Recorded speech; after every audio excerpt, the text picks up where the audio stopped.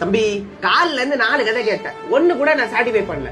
இதாண்டா சினிமான்ற மாதிரி ஒரு கதை சொல்லு. பட்ஜெட்டை பத்தி கவலைப்படாத, நான் பாத்துக்கிறேன். ஓகே சார், ஒரு அழகான லவ் கதை சார். தம்பி லவ் அரைச்சி கூடாக்கிட்டானுங்கப்பா. ஃப்ரெஷ்ஷா எதனா கதை சொல்லு. பட்ஜெட்டை பத்தி கவலைப்படாத, நான் பாத்துக்கிறேன். சரிங்க சார், கேஸ்ட் வச்சு ஒரு கதை சார். ஒடுக்குமுறையின் உச்ச கட்டத்தை காட்டுறோம் சார். தம்பி இந்த காலத்துல யாருப்பா கேஸ்ட் பாக்குறா? முடிஞ்சு போன விஷயத்த நம்ம ஏன் கிளறணும்? சரி அதை விடுங்க. நீங்க என்ன ஆளுங்க? சரிப்பா, விடுங்க சார். பாலிடிக்ஸ் வச்சு ஒரு கதை சார். அரசியலோட ஆழத்துக்கு போறோம் சார். ஐயோ தம்பி, நீ அரசியல மேலோட்டமா பேசினாலும் என்ன மேல அனுப்பிச்சிருவானுங்க. நீ ஆழமா போனா என் மண்டைய பாலமா பொழந்துருவானுங்கப்பா. வேற ஏதாச்சும் ஃப்ரெஷ்ஷா சொல்லுப்பா. என்ன சார் நீங்க? பூமி அலிக்க ஏலியன் வந்துச்சு சார். ஹீரோ சண்டை போட்டு உலகத்தை காப்பாத்துறாரு. செம்மையா இருக்குப்பா. செம்மையா இருக்குதா?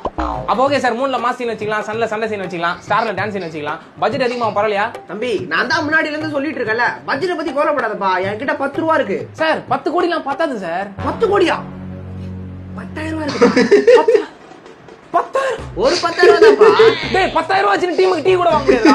யாரா உங்களுக்கு ஜமீன்தார் ப்ரொடக்ஷன் பேர் வச்சது? தம்பி அப்ப 10,000 ரூபாய்க்கு யாரு தான்ப்பா படம் எடுப்பா? 10,000 பாம்பு தான் படம் எடுக்கும். இத போய் கதை கேட்டா பைத்தியம். 10,000 பாம்பு தான் படம் எடுக்கும். ஆனா எழுதியிருக்க ஒவ்வொரு டைலாக்கும் செதுக்கி இருக்காங்க. செம்மையா இருக்கு.